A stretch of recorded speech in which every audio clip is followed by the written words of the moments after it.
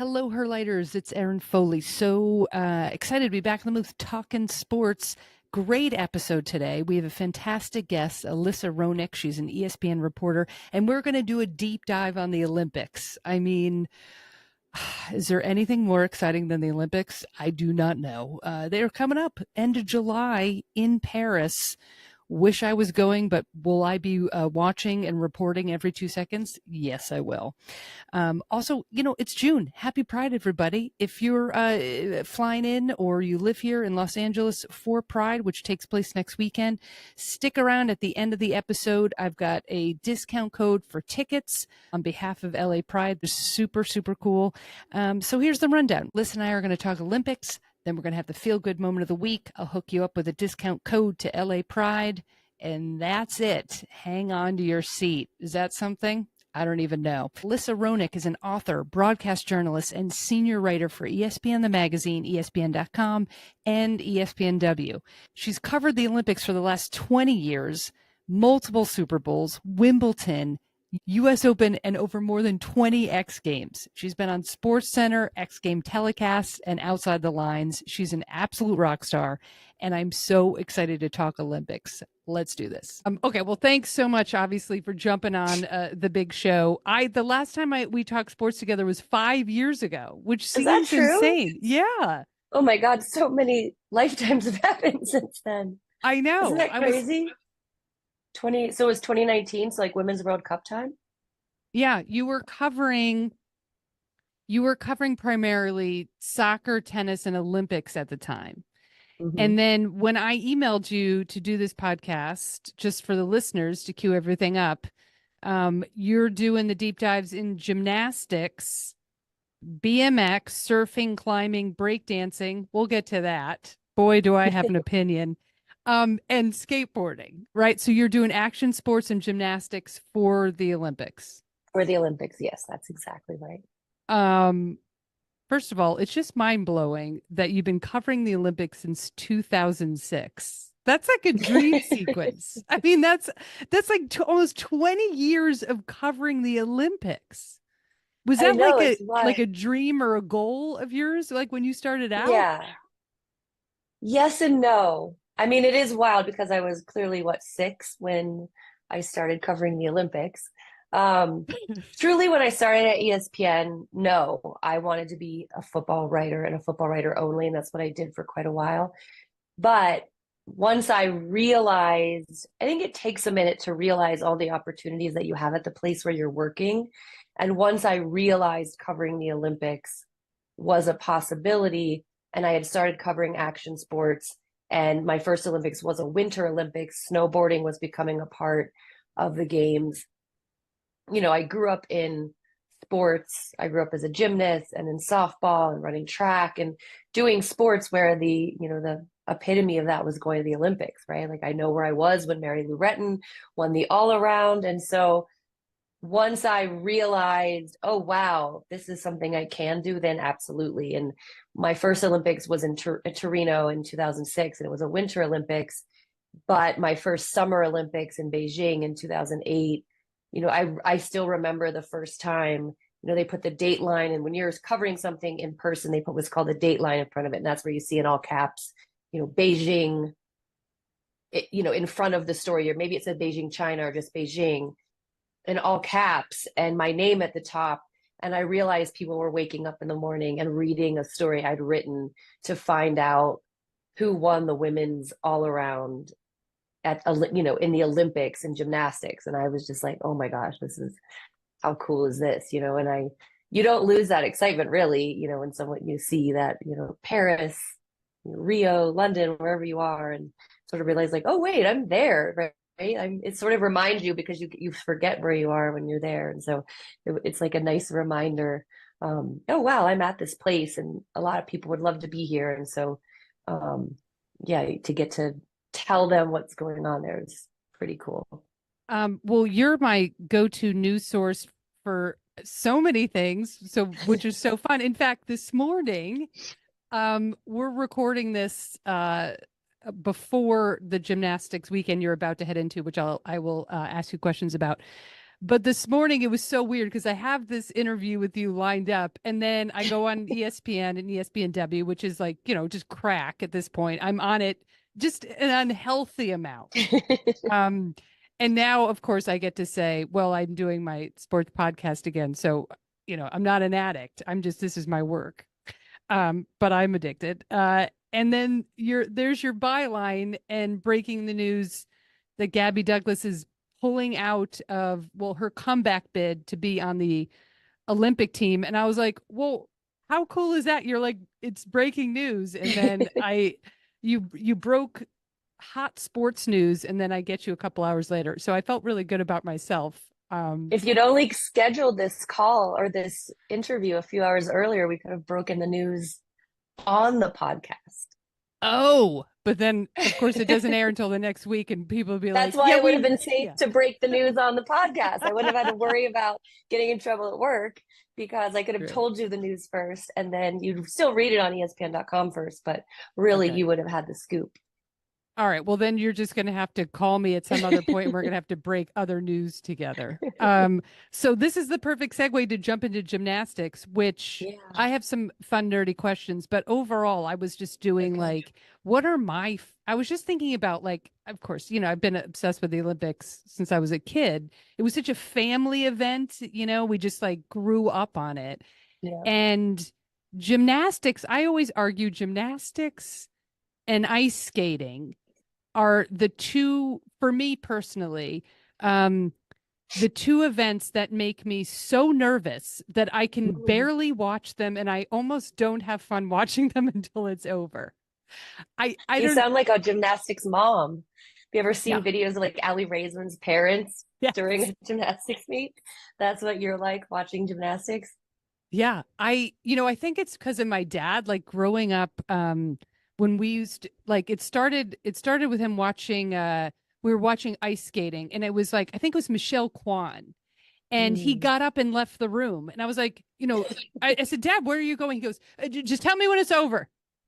He literally just got up, and I was like, this is crazy. And then I think now I have that. I also think because gymnastics, I know where I was, exactly where I was with the Carrie Struck moment. And I also think the announcers don't help, because they'll literally, like, Biles is like on the beam and they're like, oh, coming up is the move that she missed in practice and twisted her ankle, and then you're like, you're losing your mind.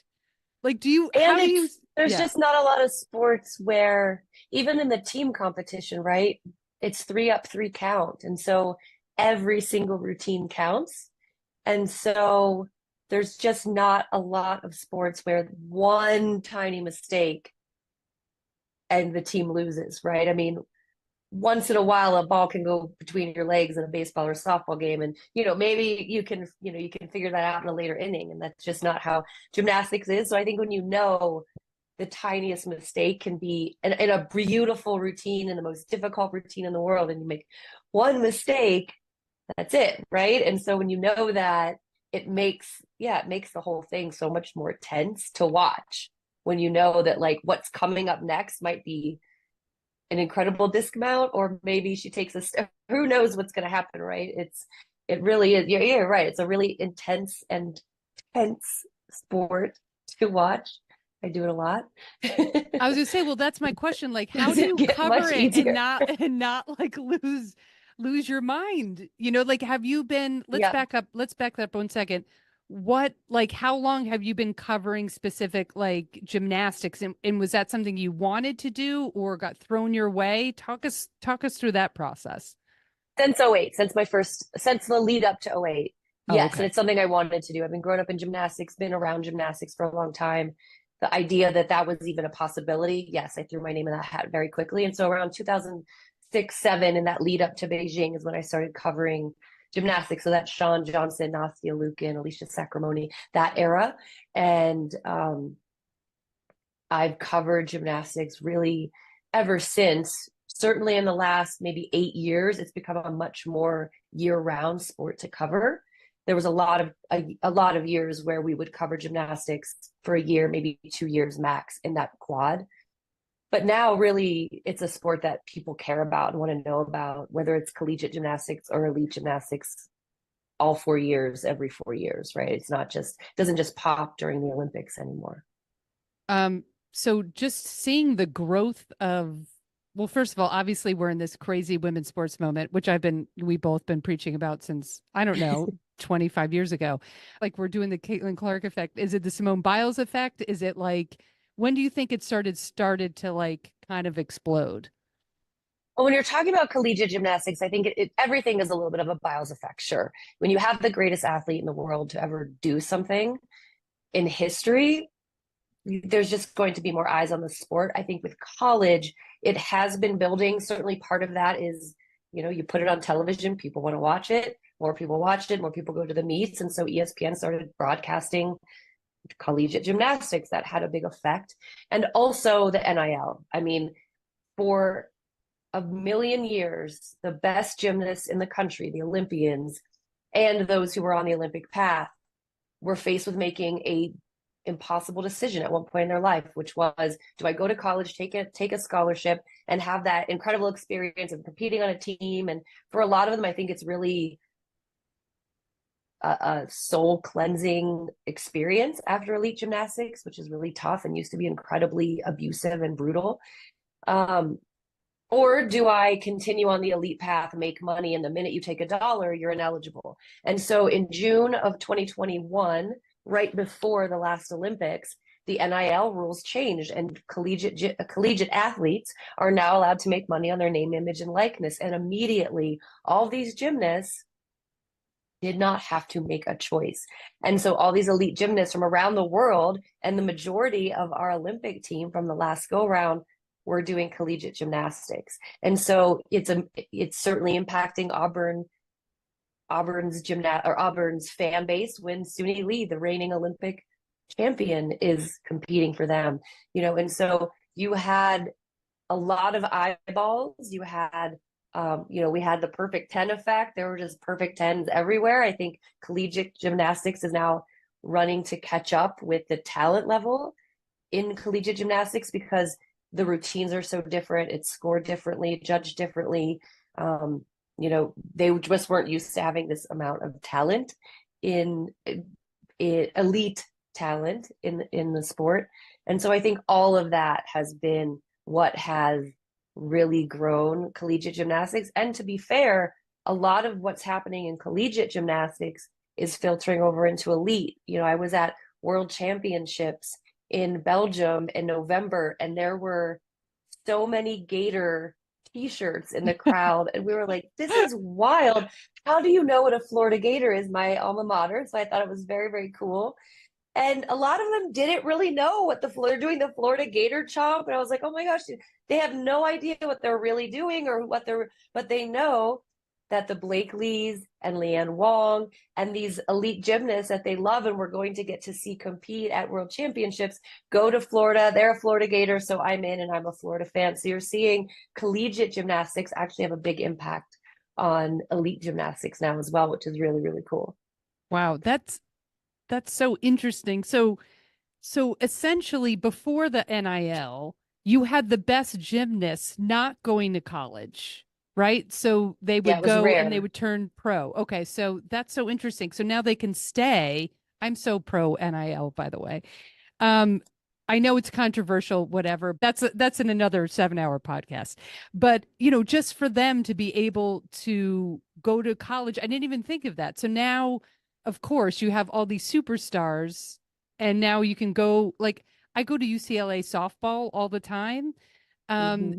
And I'm looking at these, like, future Hall of Famers. I'm also looking at their first base coach, which is Lisa Fernandez, who's like the best ever to play the game. And I'm like, I can't believe, like, I'm here, like the access. So of course, Suni Lee, like seeing these superstars in Yeah. college And is in so. gymnastics, I really think it's also helped extend their careers. Arguably, does Suni stay in elite gymnastics and go for 4 years? Does Leanne Wong? Does Jade Carey? If they're not competing every week for their college, having a really positive, fun, dare I say it, experience in gymnastics that keeps them motivated for, this was a shortened 3 years. but I think it's helped to extend their careers as well. And you look back, there's so many heartbreaking stories of gymnasts who maybe made the quote unquote wrong choice going into the Olympics. They took the money, they ended up not making the Olympic team, and now they were uneligible for NCAA gymnastics as well. And the decision to stop doing gymnastics was made for them. And so now there's just not that same amount of pressure that if you start taking some advertising dollars, making some money on Instagram, whatever it is you're doing, and you don't make the Olympic team, who cares? Go do collegiate gymnastics, don't, but that decision is yours and your parents and your families, and it's not being made for you by the NCAA because at 14 years old, you took some money from Kellogg's. I'm gonna cry. That's horrible. I mean, obviously there's a lot of good stories in gymnastics, but we know the trauma. You did an entire 30 for 30 podcast on it. I mean, it's just they're so young. I think that's also another reason why I find it very emotional watching gymnastics, because now they're a little bit older, like you're saying, but they're still, I mean, some of them are still like 17, 18, but a 14, a 15-year-old trying to make that decision, it's just, that's wild. That's horrible. Yeah. I like learning new things. Now I understand Now how you really love NIL. yeah, now I really, yeah. I mean, protecting 14-year-olds from having to make a lifetime decision. Yeah. Exactly. Unbelievable. Exactly. All right. So it's still, obviously amazing to even the journey you have to go through to make an Olympic team is bonkers. This weekend is Dallas you're going to? Is it Dallas? Fort Worth, yeah. So Fort Worth. same, I'll fly into Same Dallas. close. So right now, this is US Championships. So essentially it's the national championships. And it is where the national team will be named and athletes will be selected for trials. For some athletes, it's their last chance to be selected to compete in Minneapolis at the end of June. And the athletes who compete in Minneapolis at the end of June are the only athletes who are eligible for the Olympics. And so out of that meet in Minneapolis, the 5-woman team plus alternates will be selected to go to Paris. So this weekend, we're recording the podcast, obviously, before you go. This weekend is obviously pivotal, right? So how many people go on to the Olympic trials in late There's June? usually about 40, 45 gymnasts who will compete at Olympic trials. If we're being realistic, there's 15 or 20 who are in the mix. And if we're being really realistic, there's probably 10. But, when you're that selection committee, because the team is still selected by a committee, they are looking at things like consistency. So they're even looking back at 2 weeks ago, there was a meet in US Classic in Hartford. They're looking back at World Championships, who has international experience, because it is different, both the judging, just the pressure, the way the meet schedule and warm-ups and it all works. Having some experience competing in international meets is super helpful, and is something that selection committee is going to look at. If they have 2 athletes who maybe are neck and neck and one has that experience, one doesn't, when they look back over the past year, and again, you have 2 athletes on a scale, they're pretty similar, but one's been really consistent and the other one is great when she's great, but falls a lot, maybe is maybe more of a liability. They'll look at the makeup. So there's 4 events: vault, floor, beam, and bars. And they'll look at the top 3 scorers in each one, because that's going to be your highest potential score for the team. They're really looking for team. They're not looking at sure, you want someone who can win individual medals, but their job is to take the best team there and win the team all around, right? There's a good chance we have the individual all around winner on our team, as well as the gold medalist in just about every event. But their goal is to find the best team to take and win a gold medal for Team USA. And so they'll be looking at all those things: consistency, makeup. If have a really great score, but you're the 5th highest scorer in everything, or you're the 2nd highest scorer in something where maybe they see another athlete, they're sort of looking for the all around. I mean, it's a lot of math. It's a lot more math than I think people probably assume gymnastics coaches and team coordinators are doing on a daily basis. But yeah, they're going to be looking at a lot of things. And this is going to be where we start to see the athletes pull out all the stops. We're going to see gymnasts doing vaults they haven't thrown yet, throwing in new elements to beam, floor, and bars routines, and really trying to show that I'm the athlete that deserves to go. Even if it's just for one event, you can't go to Paris without me. I think that's really what every single gymnast is trying to say. And so as a journalist, like, you've been following these women now for years, leading up to this event. Doesn't it make me sound like a stalker? Like when you said that, I could just see me behind them. Alyssa's right. Alyssa, get off the beam. We've got to compete. You're like, this is my time. They're like, that little blonde woman. Hello, she's here again. Are you sure you want to do that? I took some notes for years. This is like my Dateline. Why do you have a white van parked right outside the gym, Alyssa? So you've been covering them? Yes, gently covering them for years. A light coverage. In a light coverage in a very professional way. So we're going to fast forward this to the Olympics. What is the access? Like, that was one of my questions. Like, I'm just separating myself from a sports fan and the journalist.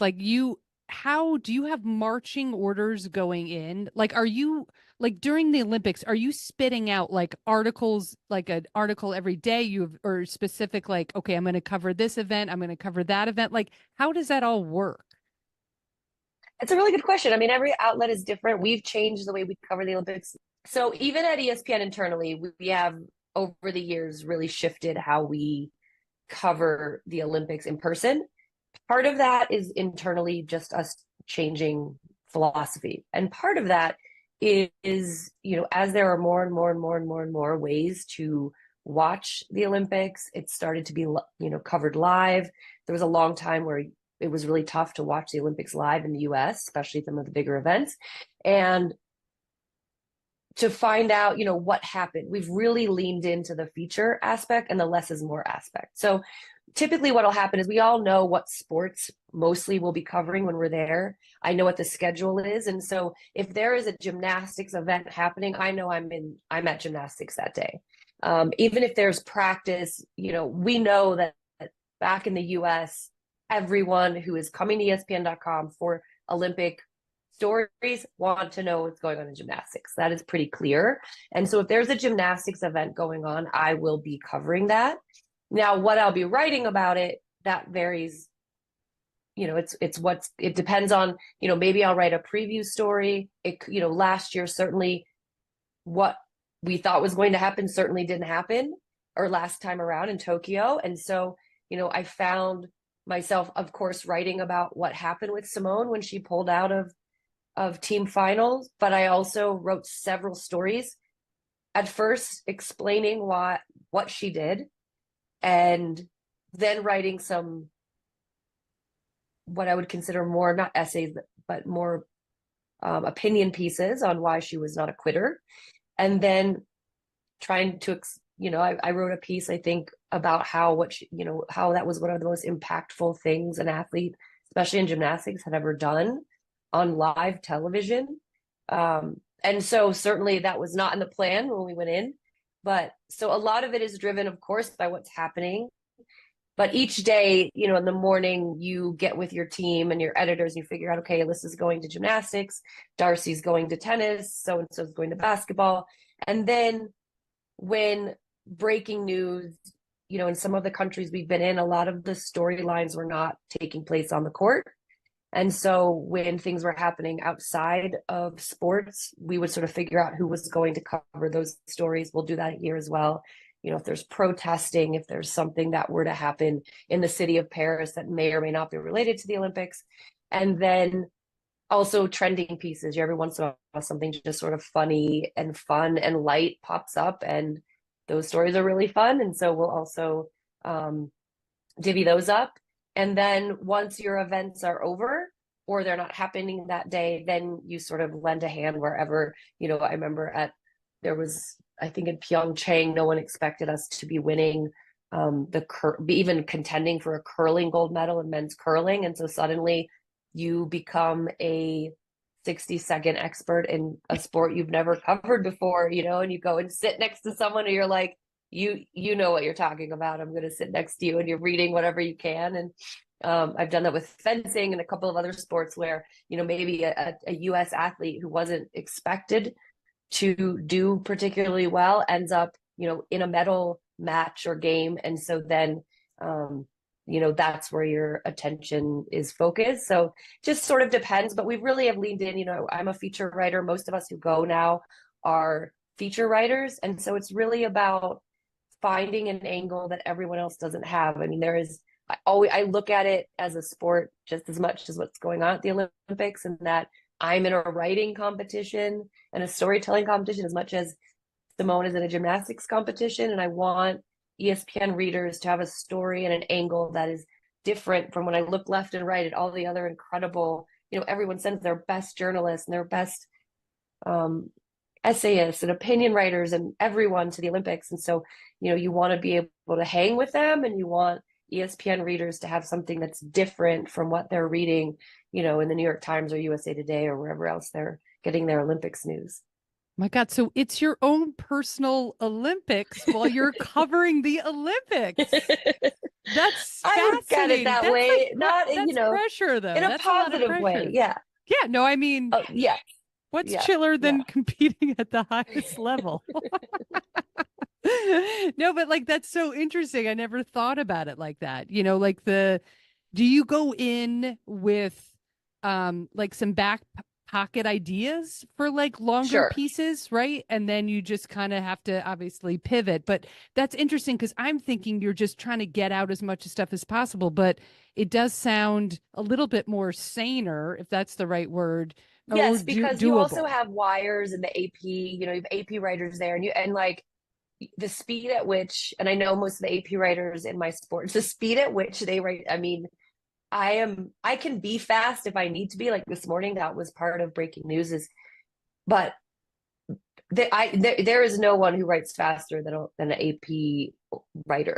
So, they're getting the nuts and bolts and what happened out so fast. And that's what we're running to get just the initial information out. And so no longer are we really required to just be, writing as fast as possible. They want us to tell people what it means, right? So if you're writing the gamer, then I would come in on the back of that and say, well, this is what it means that, Japan beat USA in softball in the final softball game, in Olympic history, right? What does it mean? Yeah. Why did it happen? What does it mean going forward for each country, right? That's not going to be in the initial gamer, but then that's my job, and so yeah, the USOPC holds a media summit, which we just went to last month, and that's an opportunity to get with a lot of athletes and start pre-interviewing them and say, someone who maybe I didn't know, you have some ideas on their backstory and some thoughts going in, so you're not going in completely clueless on some of the sports that you don't cover as much, and then some of those ideas get thrown out the window very quickly, and some of them end up panning out. And I think for me, a lot of them start coming to me as I'm there. Do you prefer that type of longer feature writing than just spewing out as much kind of info, breaking news as possible? Yes. I mean, it's certainly what I've leaned into the last 20 years of my career. That said, there is a limit to how long form you're writing each day, so a story that I would maybe write for ESPN.com that's really long form, that's 5, 7, 10,000 words that you're working on for months, you're not writing in a day, but you're writing 1,000 words, maybe 1,500 words every day, and just giving that little bit. And some of them I'll be working on for multiple days, and then it's posting on Friday. But yeah, I do. I like trying to come up with all, like you said, it's definitely makes it more stressful and the pressure and all those things. You're like, why do after every Olympics, you're like, this is my last one. I'm never doing this again.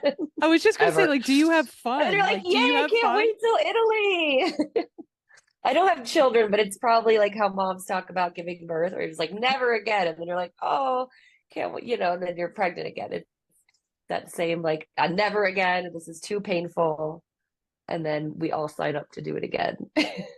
Of course. I mean, of course, it's just in your blood, it's just what you do, I mean, that's what you were born to do. But is it, is it fun? Like I always say, like, especially stand-up comedy, I'm like, it's not really fun till it's over. Like, there's moments during, what I mean? But like, do you have down days? Do you is there a level of any type of level of fun? Because you're obviously working nonstop when you're there.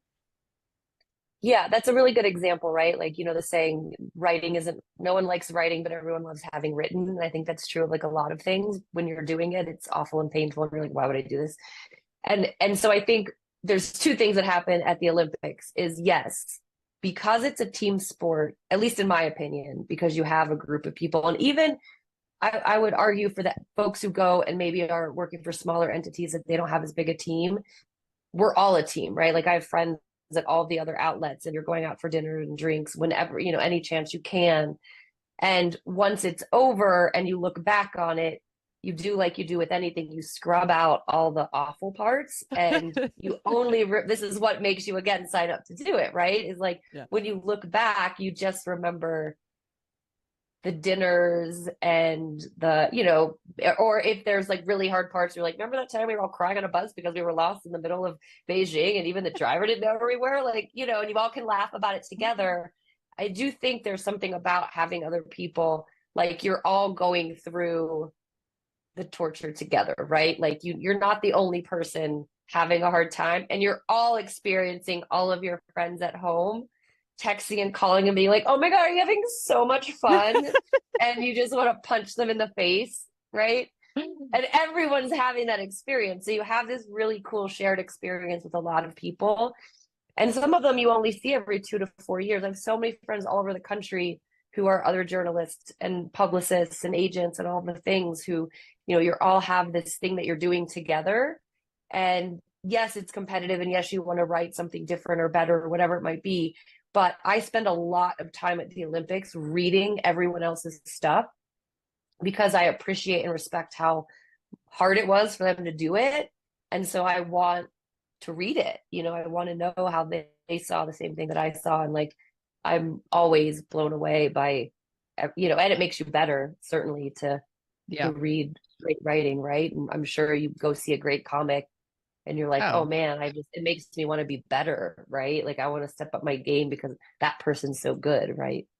Oh, absolutely. And even in like just kind of rebooting the sports podcast, like now I'm like, what can I watch? What can I listen to? But the stuff that I really resonate with are the longer pieces, all are the deeper dives. Like I can scroll through scores. I've probably watched, all I do is watch sports. So like, but it's the stories, it's always the stories. And that's why I think I always come back to the Olympics because yourself, like journalists and reporters, like that's what's so compelling. These are so inspiration. The stories are mind-boggling. You're either crying because it's so fucking depressing, it's like, if they don't nail this beam routine, the parents are going to jump off the flight going home. Like it's so much pressure.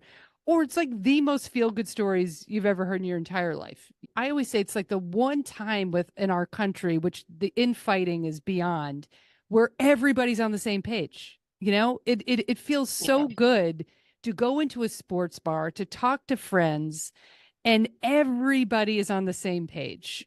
I really feel like it's the only thing that unites the country. Really. You know what I mean? And it's not like go America. It's not like one of those things, but working an event obviously is a completely different story. Do you guys stay for an extra like couple days and get hammered and like, just, try your own beam routines? Like how do you let loose in any way? To this day, at least once a year, there's this photo after the Sochi Olympics, which was for so many reasons, the hardest Olympics, I think, on athletes, on journalists, on anyone. And getting out of there was hard. The airports, everything was hard. And I don't really remember how this happened, but the flight that we all were on had this like ridiculously long layover of like half a night.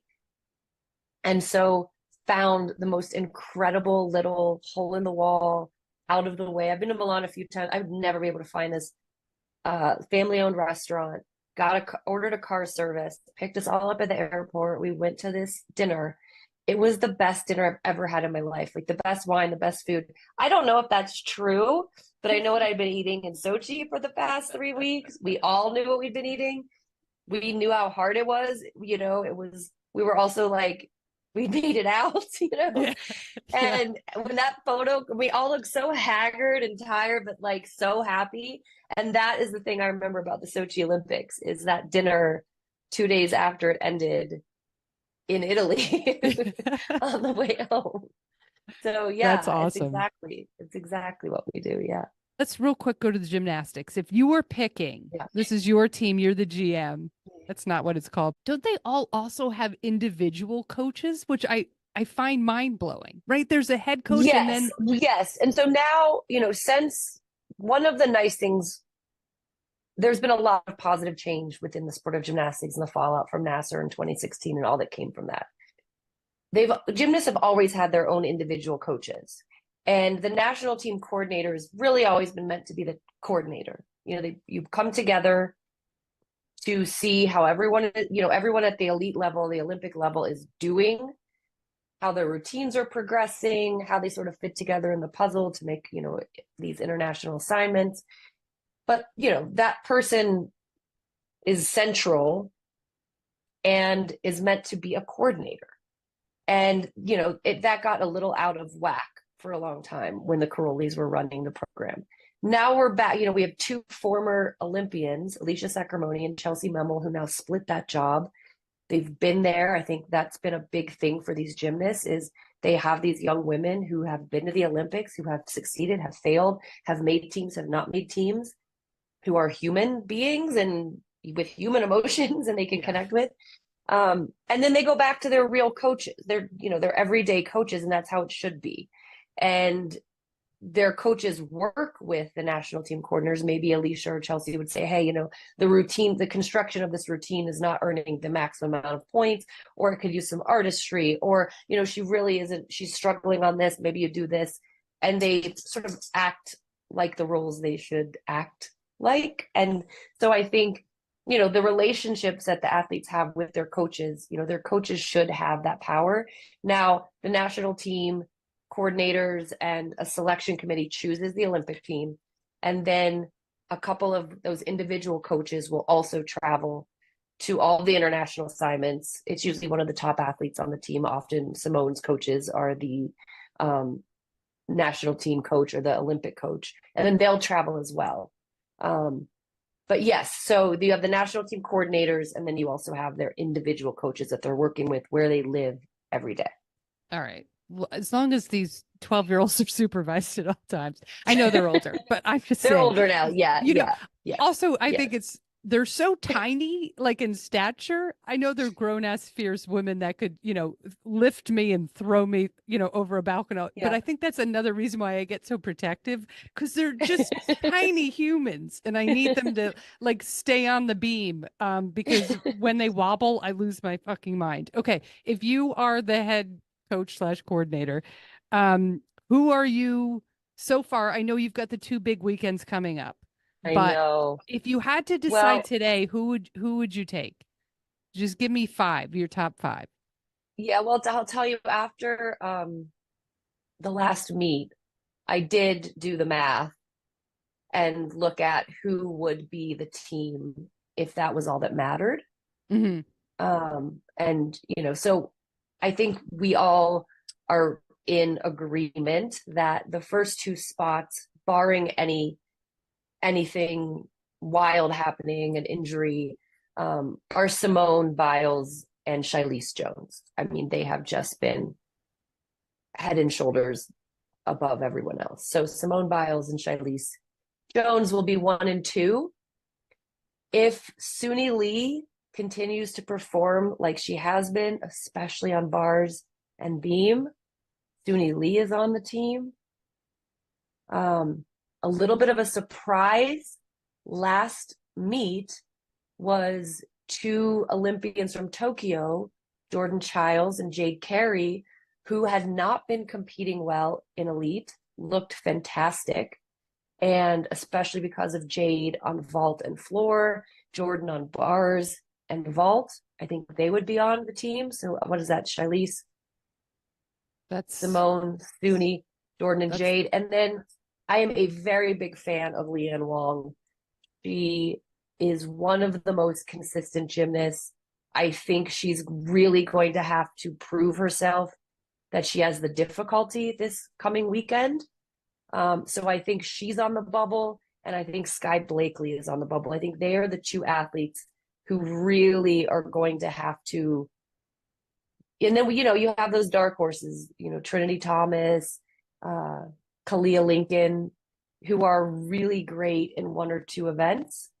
And so that's what makes this next couple of meets really exciting. I mean, certainly I would have had Gabby in the mixer with a giant question mark around her, but now that she's pulled out, but the idea that we could have two former the last two all-around champions from the Olympics, and three or four members of the last Olympic team. I mean, this is just really unheard of. I know that it's been a tough Olympic cycle for the folks who are coming of age in their first Olympics. They're 16, they're 17.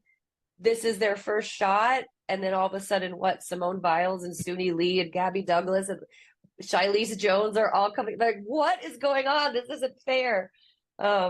Luckily, they're also seeing that you can extend your career. And so I think they're all eyeing LA. LA is going to be wild as well. I think I'm already looking past Paris. Oh my God, no, I can't freaking wait. All right, good, awesome picks. So tell me the action sports. My only thing, I'm just going to say this out loud. It's only because I'm so devastated that softball is not in the Olympics. I talked to Michelle Smith. I need to be best friends with Michelle Smith. And she was explaining, the reason why it's not in Paris is, Europeans, it's not a huge draw for softball, but in LA, of course it is. Japan, obviously huge. But I just had a real problem with the IOC just you can take baseball out. My God, they play every freaking day. But eliminating sports, like all I read, my mind went to softball's out, breakdancing is in. Boy, was that a hard pill to swallow. No, I'm nothing against these breakdancers. I'm sure they're fantastic, but I lost my mind, and I'm still not. I guess I'm still recovering years later after the announcement. Breakdancing, I think, is just super fun when you're hammered at a nightclub, and softball is a sport.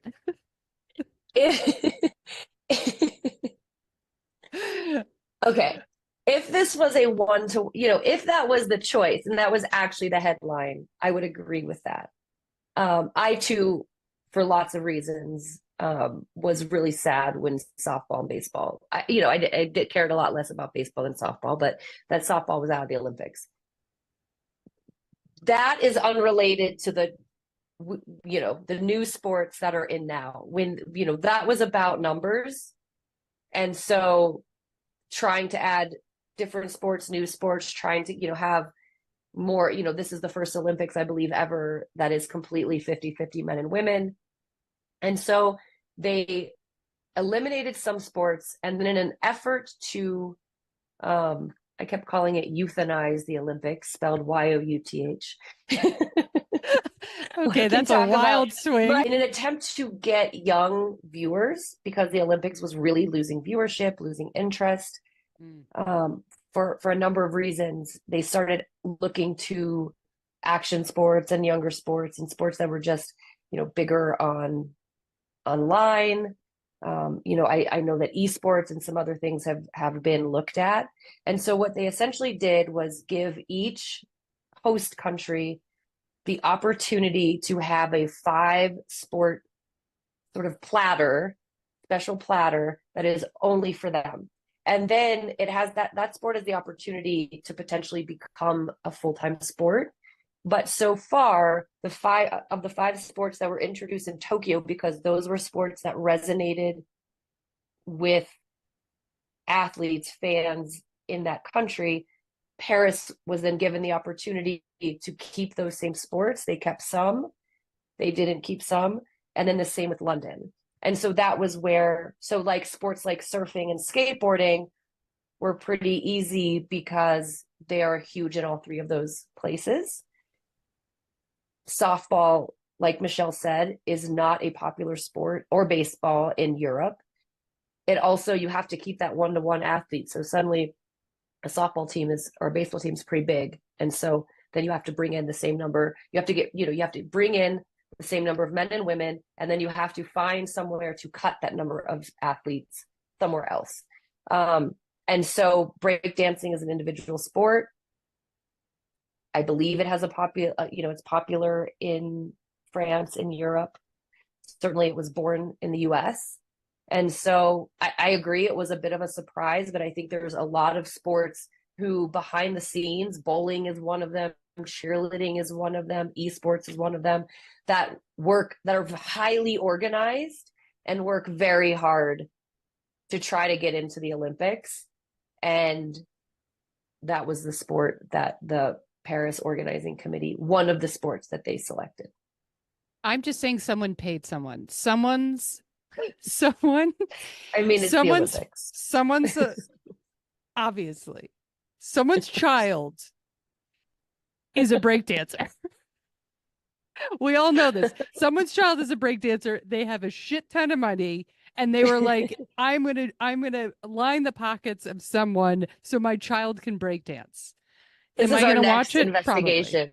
Yeah, this exactly. Is our next Olympic investigation.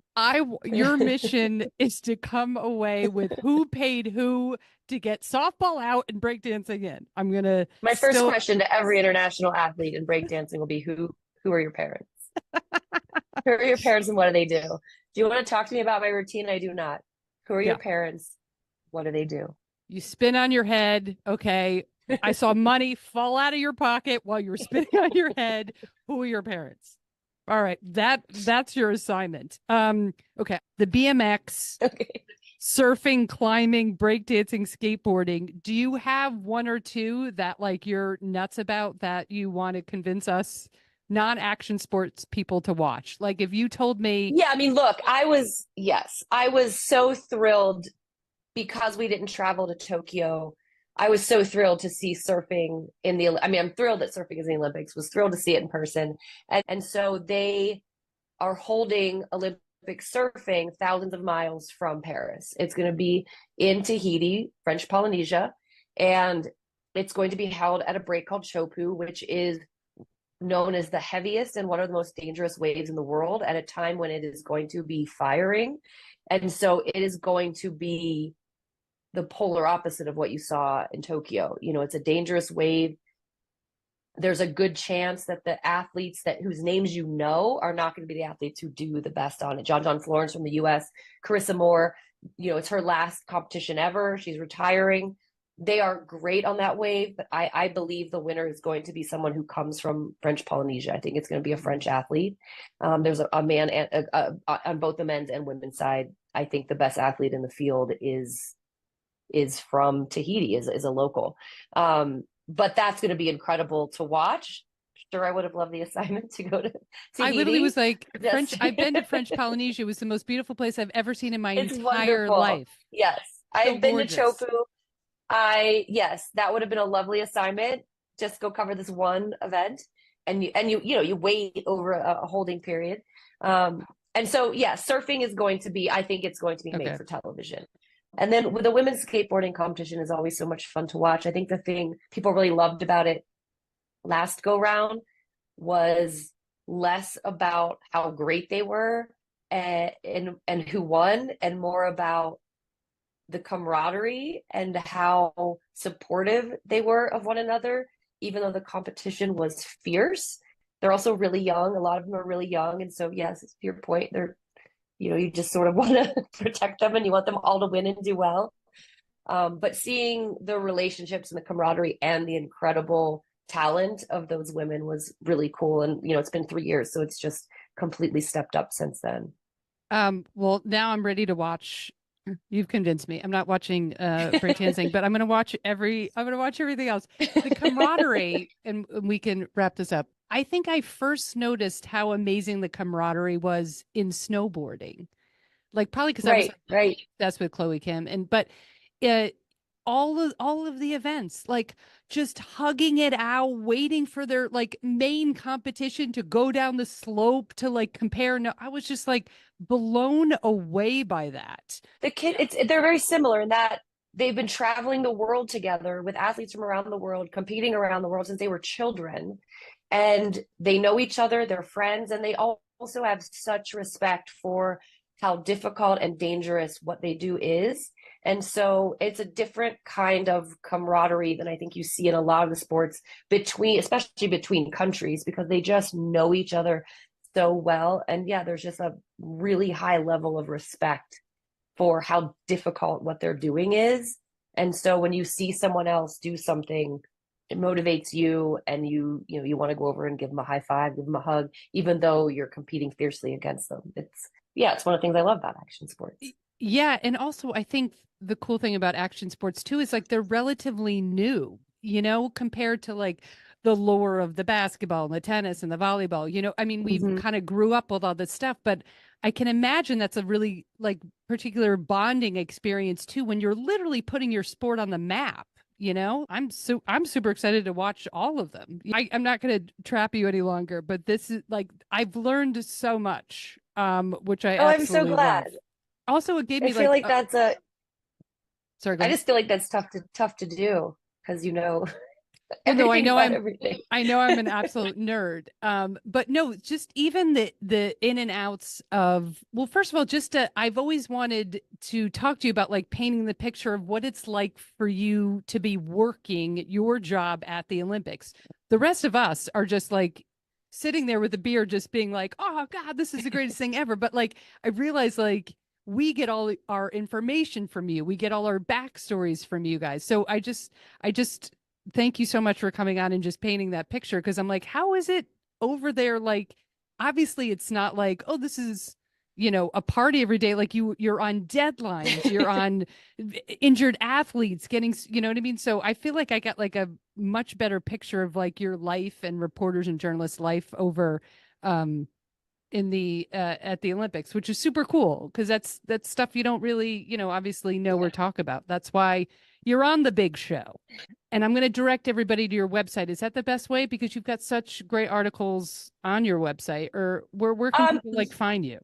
Yeah, that's a good question. I haven't looked at my website in a while, but during the Olympics, ESPN.com is the easiest place to find whatever I'm doing, just on the main page of ESPN.com. If it's about gymnastics or action sports, or, there's 5 or 6 of us over there writing. Also read all of my colleagues' writing because it's also phenomenal and fantastic. So just go to ESPN.com. Everybody do a deep dive on Alyssa Roenigk. Go to ESPN.com. She has all like fantastic articles forever, and a great 30 for 30 podcast, Heavy Metals. That was incredible. So now we're all fans. Well, I'm president of your fan club, but the rest of my listeners will be VP secretary. No, thanks. Thank you so much. I really appreciate it. So that was the interview with Alyssa. She's the best. And if you dug her, which obviously you did, go back into the archives and check out other interviews I've done with Alyssa. Oh my God, I'm just so excited for her. She gets to go to Paris and like cover more games, even though obviously what we learned, very stressful. But that's her thing. It's in her bones. She's a writer. She's fantastic. Okay, we're closing out with a feel-good moment of the week, and it's also a full circle moment. Okay, a little recap, which all ties in from the Gymnastics National Championship, which was this past weekend in Dallas, Fort Worth, adjacent. As you can guess, as you could have imagined, Simone Biles takes it because she's the greatest of all time, and she wins her 9th overall title. I mean, it's just mind blowing. In second place, Sky Blakely just nailing it, having a great weekend and really going into Olympic trials with a lot of momentum. Three, Kayla DiCello. Four, Suni Lee. Five, Jordan Childs. So two gymnasts who are still in contention, Shilese Jones and Kalia Lincoln, they did not compete this weekend because they had injuries, but they filed a petition to compete in the U.S. Olympic trials. They got in, so they will be competing still for a spot on the Olympic team that is June 27th in Minneapolis. So Alyssa had some great picks. The people she mentioned were all up there. And so it comes down to Minneapolis. So that, I mean, the stress of making the Olympic team, I can't even. But I'm also just now really excited, kind of knowing some inside scoop and seeing some gymnastics before I absolutely stress out watching them at the Olympics. Simone Biles is also the feel-good moment of the week. And it's not because she won her 9th overall title. I mean, that's part of it. I would say that's 20%. Here's the 80% why she's so feel-good. During this competition, Suni Lee, now she's the all-around gold medalist from 2020/2021 Olympics. Her first event is the vault, and she falls on her first attempt on the vault, right? Kind of had a hard landing, and you could tell she was like really shaken up.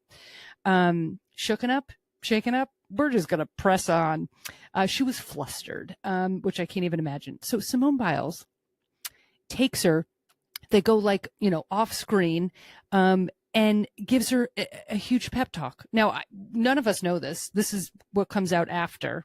And there's a really great press conference with Simone Biles and Suni Lee talking about this moment. She talks her, through this, loss of confidence. I mean, this is like the highest stakes. And Suni Lee has been out with like kidney, getting like treatments on a bad kidney. So she's not even like, fully sharp. Then she falls on the vault. So can you imagine putting yourself in that mindset? But Simone Biles, of course, what happened to her in 2021, she's like, listen, I've been there. I know what you're going through. Just focus. You can do this.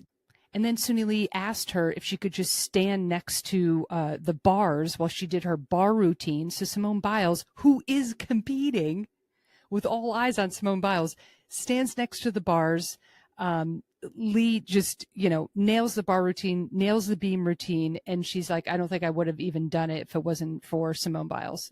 Okay, I'll probably start crying in 20 seconds. But I mean, that is so feel good. I mean, Simone Biles is like going through all her own stuff after, what happened in 2021, where she had to, step away from a couple of events because of her, I think it was called twisties, and her lack of confidence. I mean, first of all, that was one of the most amazing moments in sports, that she was able to, with all the class in the world, say, this is what's happening. I can't compete.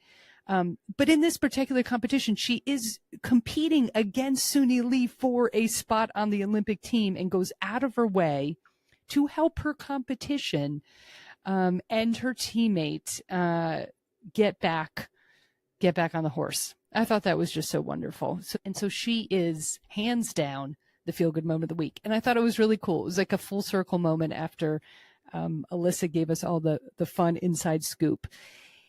One last thing, if you live in Los Angeles, happy Pride for everybody celebrating it throughout the month of June and throughout the year.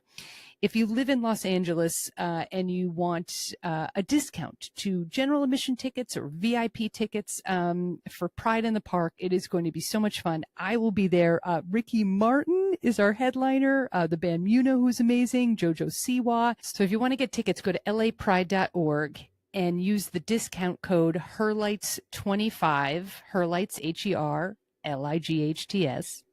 I think I just spelled it right. HERLIGHTS25, and you get 25% off general admission tickets and 25% off VIP tickets. I'd go with the VIP if you can swing it. Of course, I got hooked up with VIP tickets, so I would like to see you there. That's all I'm saying. I went last year and saw Mariah Carey. Oh my God, it was the best. That is our show. I hope you enjoyed, Alyssa. I feel like we got some really good inside scoop and a better understanding of what reporters and journalists go through to give us all the fun facts of the Olympics. Fans, friends, family, have the best week of your life.